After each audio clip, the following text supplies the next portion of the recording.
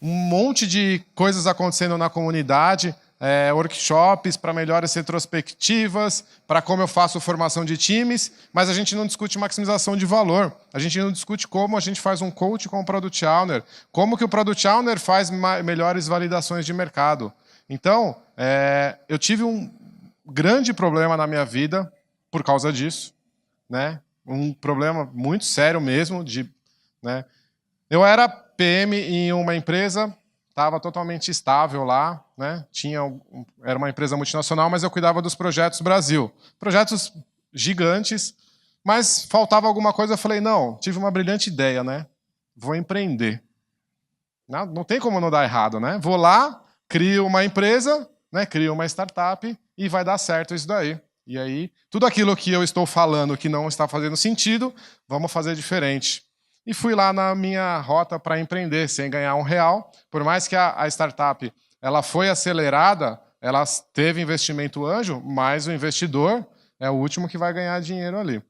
Né? E aí começou a dar aquele problema. Por quê? Começou a não dar tração, começa a não ter o retorno sobre o investimento, começa a não todo aquele plano, né, que a gente idealizou, que achava que daria certo, não estava dando certo como a gente imaginava. Agora imagina você, para um pai de família, né, que tinha uma estabilidade, um 13º, um seguro-saúde, né, que tinha férias uma vez por ano, não tendo como levar, né, manter uma casa.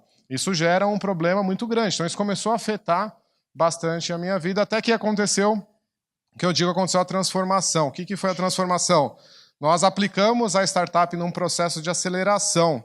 Então, nós fomos aprovados, um processo extremamente difícil, de 27 startups, uma é aprovada, e aí nós fomos aprovados. Ficamos que nem louco trabalhando, mês de julho, mês de férias, com 2 filhos em casa, minha esposa operada, e ela cuidando sozinho. Então, eu falei, ou agora eu vou ficar com ela pro resto da vida, ou ferrou. Ela me larga, né? Porque a gente ficou trabalhando imensamente dentro dessa aceleradora tentando fazer aquele produto dar certo. E ali eu aprendi sobre Lean Startup, eu aprendi sobre maximização de valor, toda aquela ideia que a gente tinha de quanto mais feature eu fizer, mais eu vou conseguir vender, ali eu descobri que não era aquilo. Né? Quanto mais eu simplificasse o produto, né? A gente vê hoje, né, alguns sistemas bancários, por exemplo, com 3 telas que resolve todos os nossos problemas. E a gente, como usuário, fica muito contente em usar aquele sistema. Enquanto tem outros sistemas com 50, 60, 70 telas e que a gente não gosta de utilizar como usuário. Então, a percepção de valor nossa como usuário é o serviço que aquele sistema está me prestando, e não necessariamente a quantidade de features. Então, ali eu aprendi tudo isso.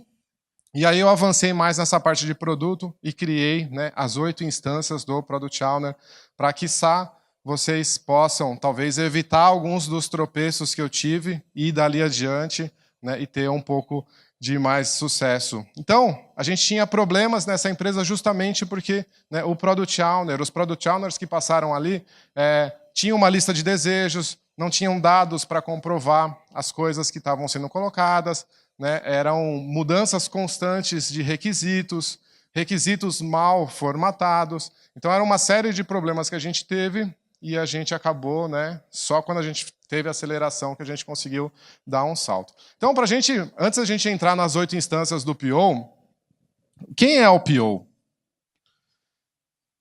A gente percebe que o PO, ele acaba tendo... Não existe um consenso no mercado de quem é o PO, o que deve fazer o PO, qual a responsabilidade do PO.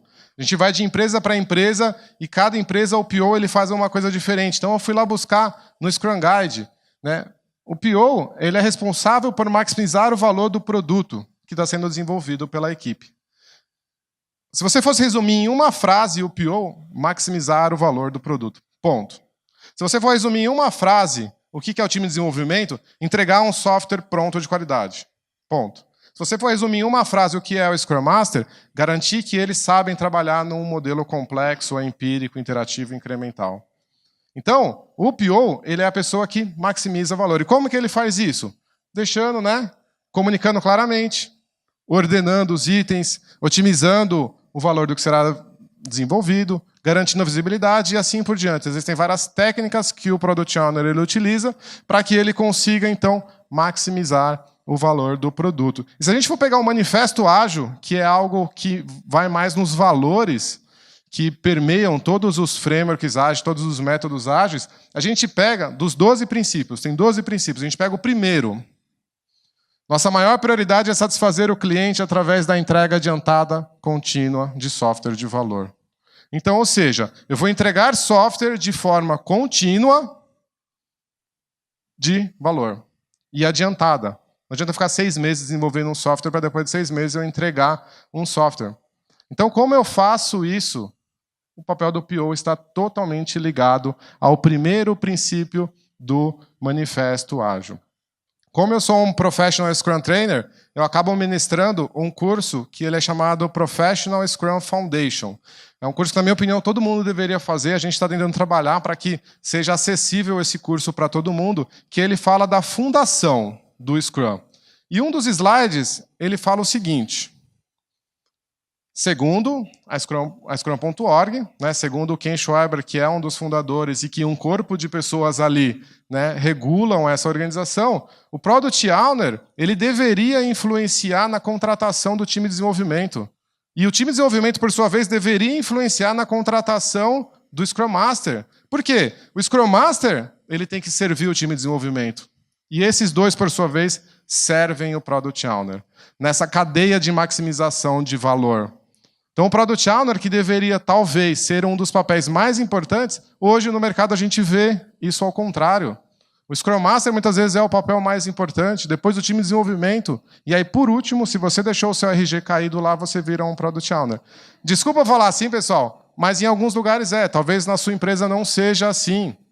Talvez não seja, e não é mérito nem demérito, é só uma questão da gente conseguir realmente criar softwares de maior valor. Esse é o propósito. Então, nesse treinamento, né, que é o Scrum Foundation, é a fundação do Scrum, que ele é muito prático, quem já teve a oportunidade de fazer, são aprendizados fenomenais. A gente fala sobre isso, sobre a base do qual é o papel do Product Owner. Então, qual é a solução? O que a gente faz com isso? Qual é a nossa proposta? Qual foi o artigo que nós criamos?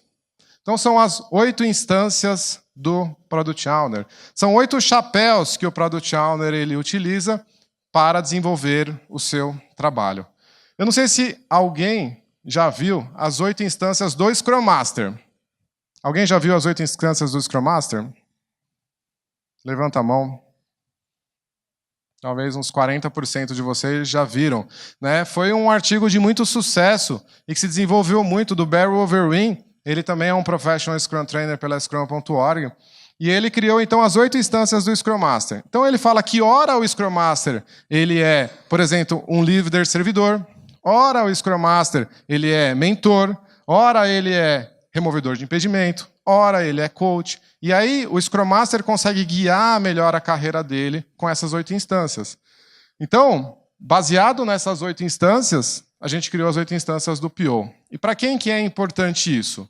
Né? Para quem que eu estou falando isso? O primeiro é o Product Owner. Você, como Product Owner, tendo as 8 instâncias na sua mão, você consegue fazer um auto-assessment. Você consegue ver no seu trabalho qual é o teu próximo passo na sua jornada. Você consegue saber como você se desenvolve, como que você, né, consegue maximizar mais valor. E abre parênteses. Product Owners que conseguem fazer essa maximização de valor têm emprego adoidado no mercado. Fecha parênteses. Isso aqui é importante também para Scrum Master. Por que para Scrum Master? Porque se a gente for lá olhar no Scrum Guide, o Scrum Master ele serve 3 coisas. O Scrum Master serve a organização, a explicar como trabalha num modelo empírico. Ele serve o time de desenvolvimento e ele serve o Product Owner. O Scrum Master tem que servir o Product Owner de que forma? Garantindo que as técnicas de otimização de valor estão sendo aplicadas, garantindo que a visibilidade do backlog ela existe, garantindo que o Product Owner, né, os impedimentos dele estão sendo removidos. Então, se o Product Owner não está conseguindo aplicar alguma técnica, está tendo um problema com stakeholders, com gestão de backlog e assim por diante, o Scrum Master ele tem um papel ali de auxiliar. Então, a ideia quando a gente montou essas 8 instâncias é pensando no PO, é pensando no Scrum Master e é pensando também nos stakeholders, nos gerentes. Tudo bem que dentro do Scrum a gente não tem um papel de gerente, mas a gente sabe que em volta do time Scrum a gente tem uma série de stakeholders e gerentes. E o desejo de todos eles permeia maximização de valor. Então, se você é um líder, é um gerente que quer que o seu software tenha mais valor, né, você pode, através dessas 8 instâncias, né, entender como que você auxilia o seu time na maximização de valor. Então, vamos falar das 8 instâncias, os bonequinhos bonitinhos aí. O do Barry Wolverine era mais feinho, o meu ficou mais quadradinho aqui. Bom, primeira instância, primeiro chapéu que o Product Owner ele tem é o de líder. E esse está em primeiro lugar não por acaso. Por quê? Ele é o owner da visão do produto. Todo produto deveria começar com uma visão, com um propósito, com um objetivo. Não necessariamente ele é o cara que vai escrever a visão do produto. Mas se ele não escrever, ele tem que juntar os stakeholders necessários para que exista uma visão do produto. E aí, depois que ele tem uma visão do produto, ele vai fazer o quê? Vai destrinchar aquela visão do produto dentro de uma estratégia de desenvolvimento, que é o backlog, que tem priorização, que tem dependências, que tem uma série de características, e ele cria também a visão do sprint. Agora imagina, se o cara é dono da visão do sprint, o cara é dono da visão do produto, ele é a pessoa que consegue mais gerar propósito para aquela equipe. Ele é a pessoa que consegue mais gerar uma motivação intrínseca. As pessoas acordarem de manhã e saber por que elas vão para a empresa, o que elas estão indo construir lá, seja o impacto que elas estão querendo dar no mundo. Então, o Product Owner, como líder, é o primeiro chapéu, né? A primeira instância, onde ele gera propósito, ele gera direcionamento, ele lidera a equipe. E aí eu vou colocar um erro comum que eu vejo dentro de cada uma das instâncias. O erro comum que eu vejo, né, no instância como líder é não ter uma visão clara. Tem um paper que fez bastante sucesso aí na mídia, que ele é do... Por que as transformações elas falham? Do Kotter. Então são 8 coisas, ele estudou 8, né, quais eram as principais coisas que faziam as transformações falharem. E a terceiro item de maior impacto, porque as transformações falhavam, era não ter uma visão clara. Se não existe uma visão clara para onde você tem que ir, as chances são de que vai falhar. Então o Product Owner, ele como líder, pode interferir diretamente nesse ponto. Comunicador, né? O chapéu de comunicador, imagina um Product Owner comunicador. Ele tem uma boa comunicação. Ter uma boa comunicação não é simplesmente saber falar. Consiste em eu conseguir pegar um problema, eu destrinchar esse problema, eu utilizar os vários canais de comunicação que eu tenho, emitir essa comunicação e eu garantir que o meu receptor teve aquele entendimento que eu queria. Eu garantir que a informação ela chegou lá do outro lado. E ele se comunica com quem? Ele se comunica com o time. Eu vejo muitas vezes o Product Owner, né, um Product Owner que muitas vezes está começando na carreira, ele está preocupado em técnicas de escrever história. Percebam que técnicas de escrever história é uma forma de comunicação entre PO e time. E eu falo para eles, se você chegar para o time e falar, time, eu quero ABC, e o time entendeu, não precisa de história. Por quê? Porque a única coisa que você precisa é fazer a comunicação de você, PO, com o time de desenvolvimento. A história é uma forma, mas a face é outra forma. Um documento de requisitos é outra forma. O mais importante é você garantir que a comunicação com o time fluiu. A comunicação com a organização. Dentro da organização existem uma série de stakeholders que têm desejos, que têm anseios, que têm medos. Garantir, entender o que esses caras estão falando. E com os usuários. Ele tem que ser comunicador com o usuário, porque se o seu software, né, não atinge valor para o usuário, talvez ele não teve o sucesso, né, necessário. Então, para isso, ele como comunicador, ele tem várias ferramentas que ele pode utilizar, né, tanto a comunicação verbal, release notes, o próprio Sprint Review é uma oportunidade onde o Product Owner apresenta para stakeholders, né, como está o plano do projeto. Sprint Review não é o local onde o time entrega para o PO. Sprint Review é o local onde aquele time de desenvolvimento conversa com stakeholders. E uma falha comum, né, é não existir a comunicação clara. Então, muitas vezes, não existe uma visão clara para onde tem que ir, ou né, essa comunicação ela até existe, mas ela não é comunicada claramente. Já teve ocasiões, né, do Product Owner falar para assim, mas a visão ela está clara, eu comuniquei ela há 2 meses. Se não está na cabeça do cara, a visão não está clara. Pode estar clara para você, mas para ele não está claro. Então você tem que garantir que a visão ela seja comunicada de forma clara. A terceira instância do Product Owner é o negociador.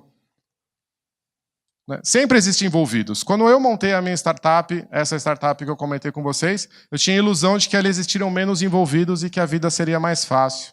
Eu tinha sócio, eu tinha a minha esposa envolvida, eu tinha investidor anjo, eu tinha depois a pessoa que fez o processo de aceleração, eu tinha mentor, e todos eles têm desejos, têm coisas, né, têm interesses. Então, eles sempre têm que ter a ideia do negociador. Mapear e entender os stakeholders. Então, a partir do momento que ele tem esse chapéu de negociador bem desenvolvido, ele entende quem são os stakeholders em volta, ele entende, né, o que esse stakeholder deseja, o que motiva esse cara, ele entende, né, qual é o poder, qual é o impacto que esse stakeholder pode dar no meu produto, qual é o tipo de influência que esse cara tem, que ele tem, e aí ele começa a trabalhar com negociação, entender o que esse cara quer. E aí ele faz acordos. Acordos se ele abrir, né, totalmente para os stakeholders, o backlog vai virar um backlog dos stakeholders, vai virar um PO proxy, porque ele só fica fazendo leve trás. Agora, horas ele tem que blindar. Se ele blindar totalmente também, imagina que o teu produto vai ser a visão apenas sua, e você vai perder a oportunidade de ter inteligência coletiva com os stakeholders. Então, saber blindar, saber gerenciar esses acordos faz parte dessa parte de negociação. E o erro comum é justamente pessoas que não conseguem criar uma aliança forte, não conseguem achar esses stakeholders, fazer as negociações para que você ganhe a autoridade, para que você ganhe o empowerment, justamente para você trabalhar. Próximo instância é o cientista. Esse foi o bonequinho mais bonitinho que eu achei.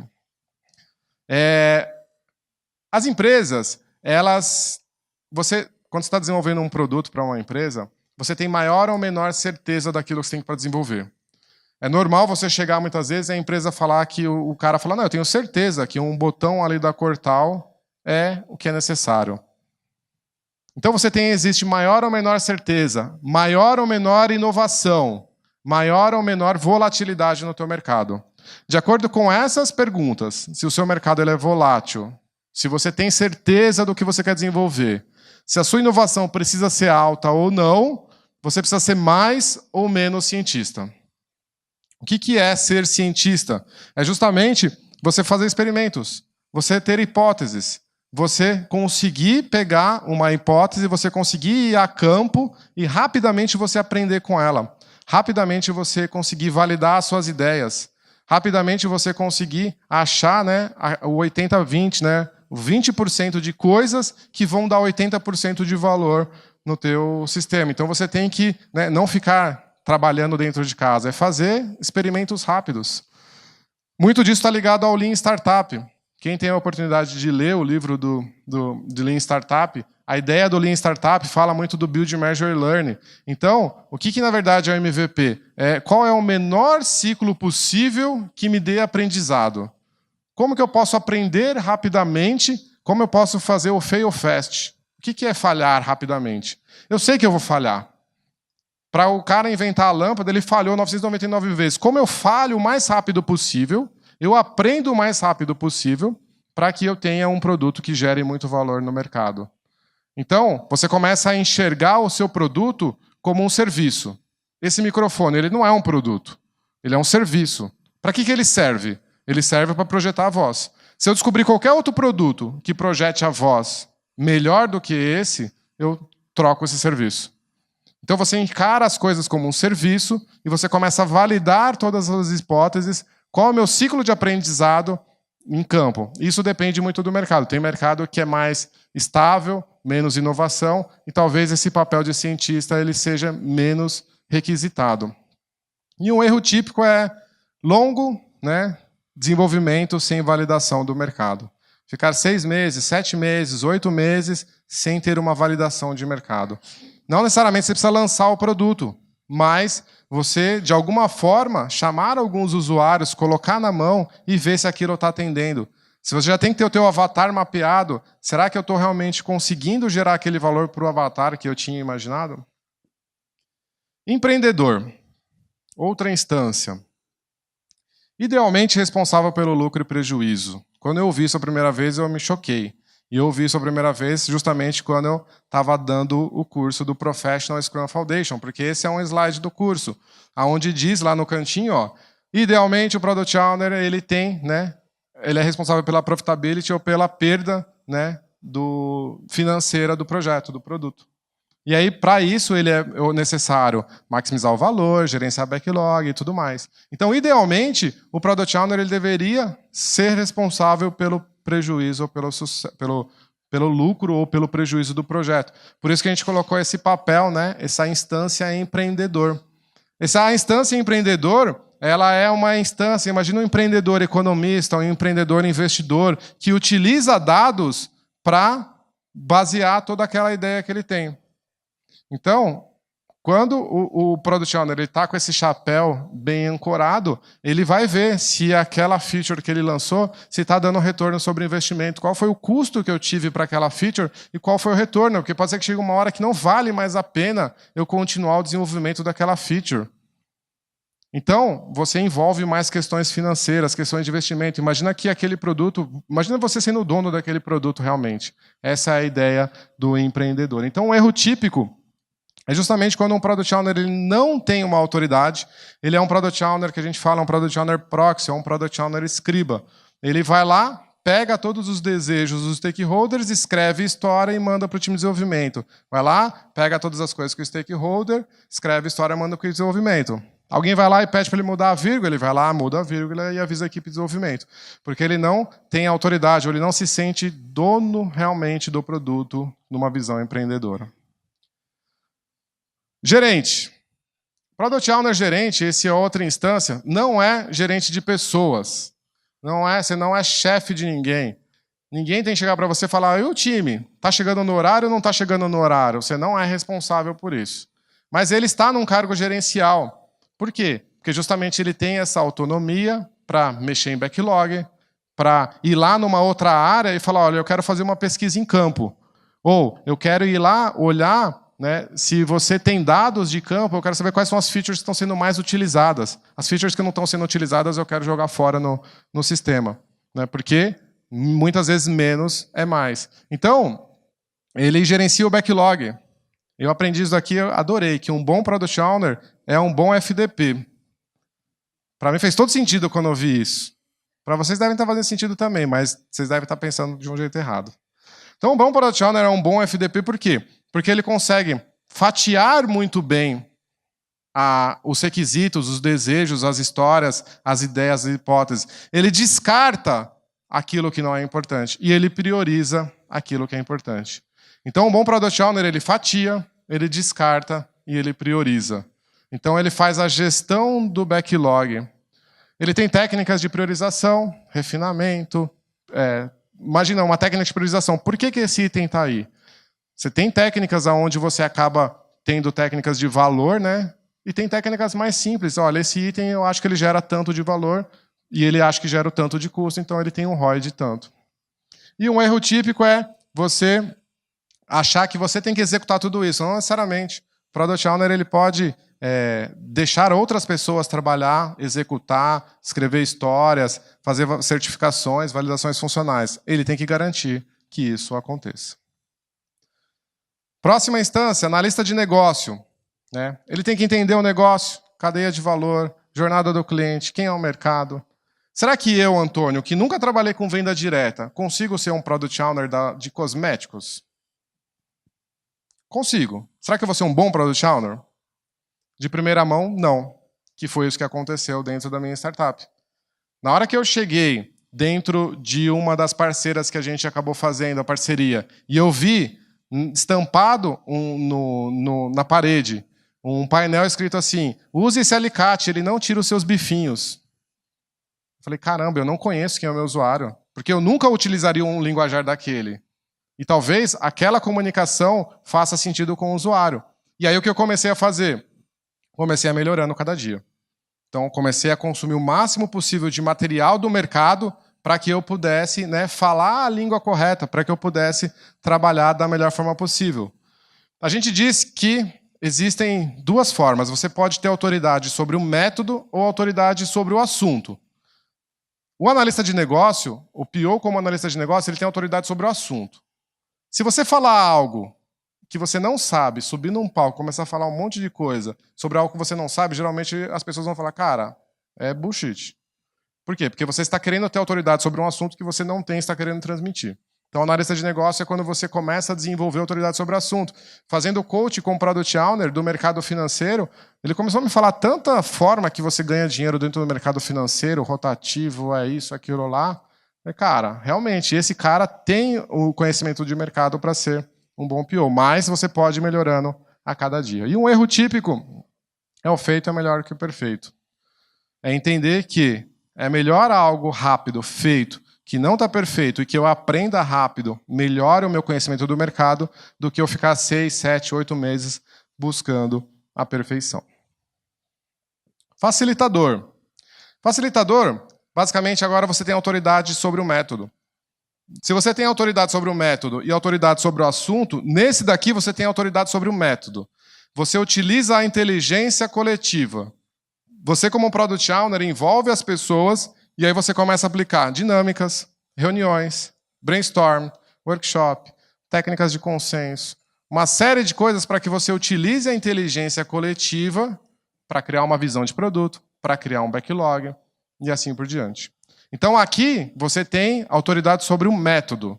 Não necessariamente você precisa ter autoridade sobre o assunto. Geralmente, se você não entende do teu mercado, o PO ele começa como um facilitador, para ele adquirindo o máximo possível de conhecimento, até ele conseguir dar palpites, dar sugestões como um analista de negócio. Então ele usa a inteligência coletiva e um erro típico, né, é o Product Owner, ou ele facilita tudo, ou ele não facilita nada. Então tem Product Owner que às vezes quer facilitar tudo, mas tem hora que você precisa tomar uma decisão e ir adiante. Então essas são as 8 instâncias do Product Owner: líder, comunicador, negociador, gerente, analista de negócio, empreendedor, facilitador e cientista. O que a gente desenvolveu também? A gente fez um assessment, né? Qual que é a ideia? É você aplicar com o Product Owner de uma forma de você achar a área de alavanca dele. Então eu saio perguntando para eles, olha, no teu perfil líder, de 0 a 10, o quanto você se sente confortável? Aí ele fala, eu me sinto 5. E no teu comunicador? Comunicador eu acho que eu estou 8. Então você vai conversando com o Product Owner e ele vai preenchendo esse assessment.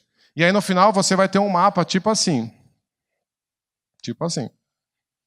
Então, por exemplo, peguei o papel na hora e comecei a fazer o assessment com o Product Owner. E aí ele foi pintando, né, daquele lado lá, do lado esquerdo de vocês, o quanto que ele se sentia bem naquela instância. Aí depois eu falei para ele, agora vamos fazer um assessment diferente. Na direita, o quanto que você acha que a empresa requisita de você? A empresa espera que você seja quanto cientista, a empresa espera que você seja quanto analista de negócio, a empresa espera que você seja quanto negociador. E aí a gente achou esse gap aqui, ó. Ele era negociador 2 e a empresa esperava que ele fosse um negociador 7. E todos os conflitos, a hipótese que a gente criou na hora é, esses conflitos que está gerando um baita estresse, é por causa dessa divergência. Então vamos trabalhar o seu lado negociador, conversar com stakeholders, técnicas de consenso, mapeamento de stakeholders, para que você consiga gerenciar melhor a demanda deles, criar um roadmap com inteligência coletiva deles, para que a gente resolva esse conflito. Então essas são as 8 instâncias. Se vocês quiserem saber um pouquinho mais, podem me procurar no LinkedIn, Antônio Costa Neto. A gente posta as nossas coisas também dentro da Agile School, no blog. E é isso. Muito obrigado, pessoal.